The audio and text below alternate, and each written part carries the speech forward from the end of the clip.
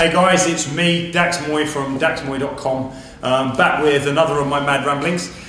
In this particular one, I just want to speak to you about a really simple concept of releasing the brakes. Okay. Now, if you've seen any of my stuff, you've probably seen or heard me talk about this quite a lot, but it's still an important message, so I just really wanted to share this with you.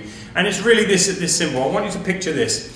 Imagine that you leave your house and you jump into your car, and as you get into that car, you start the engine starts fine, everything's going really well there, and you tap your foot down onto the gas, you hear the engine roar, okay, everything sounds like it's ready to go, and yet you push a little bit harder on the accelerator and nothing happens, okay, and you look down and you think, wow, you know, the car's not moving, what do I do here? And you hit the gas just that little bit harder, okay, and as you hit the gas harder, you hear the engine roar even louder, but still nothing is happening.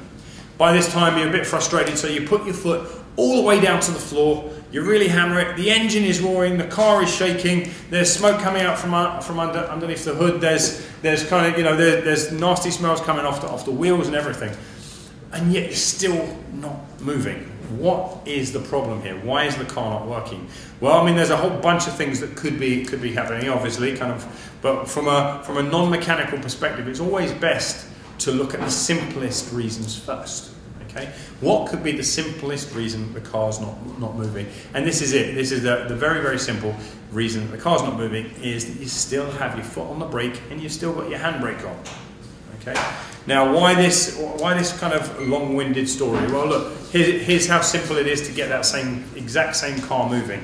Release the handbrake, take your foot off the foot brake, and where before you were having to push really hard to get the vehicle moving, now the slightest tap on the gas and the car starts to roll forward. Fraction of the energy, fraction of the damage to the car, fraction of the fuel.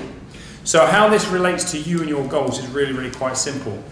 Most people are not addressing the brakes in the situations that they find themselves in life, okay? And certainly my profession, the fitness profession, has made that, you know, we've exacerbated that problem, because when most personal trainers tend to meet a member of the public, the first things they look at is, okay, you're trying to get in shape, maybe you're not, maybe you're eating too much, so let's pull away a bunch of your fuel, and it's clear that you're not moving enough, so let's hammer you really hard with exercise. And that really is the equivalent of slamming your foot on the accelerator, pushing down as hard as you can on the gas, and saying, let's go for it. But what about all the brakes that are in place? What about the mechanical brakes in your body? What about the fact that you've got these postural distortions? What about the fact that you're carrying injuries already? You know, these things need to be addressed before you go full steam ahead. Otherwise, you're going to break your body down. What about simple things like your current levels of stress? You know, if you're living a very stressed lifestyle, then certainly adding physical stress on top of a stressed lifestyle is the last thing you need. Even if you say, do you know what, I always feel, I know I'm stressed, I was really stressed when I walked in the door at this gym, but after that workout I feel so much better. In the short term, you just gave yourself a quick endorphin fix, and of course you're going to feel a little better. In the long term, however, what you're doing is you're running your body down further, okay? Because instead of releasing the brakes, instead of giving your body what it needs, you just decided to slam your foot down on the gas, okay? This also counts for things like relationships. People try all kinds of things to add to their relationship. Let's try this, and let's try that, and let's try this, okay? Instead of saying, what is currently in our relationship that is acting like a brake? Okay, maybe it's a communication issue that you have. You say, right, this brake needs to be dealt with. Let's take this out. Let's make it a rule in our relationship that we never say these words to each other. Or when we're pissed off and we're angry and we're hurt, we don't continue the conversation. We come back to it when we're feeling calm. It can be as simple as that. Every single one of us has brakes in every single area of our life. Okay, but there's a big difference between training hard, and when I say training, I don't just mean the physical side of things. I mean living the hard life, like go, right? If you're a real go-getter, if you say, I work harder than anybody else in that office, God damn them, you know, I train harder than anybody else at that gym, I put more effort into this family and this relationship than anybody else around here. If you're a go-getter, if you're pushing go all the time, that's a surefire sign that you're probably working far too hard for the results you're getting in life.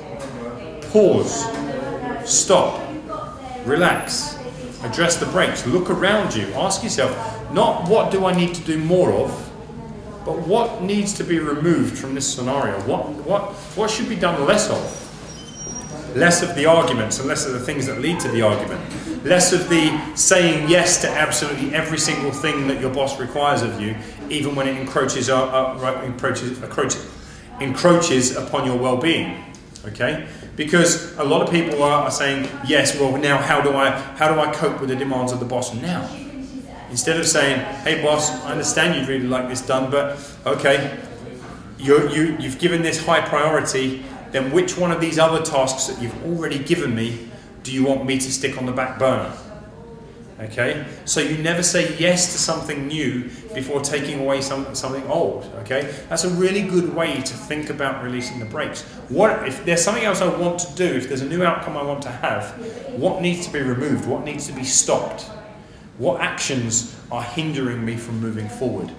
Okay, because otherwise you're going to live a life of go, go, go, go, go, and a life of go, go, go is also a life of burnout. Okay, and it's also a life of disillusionment and discontentment.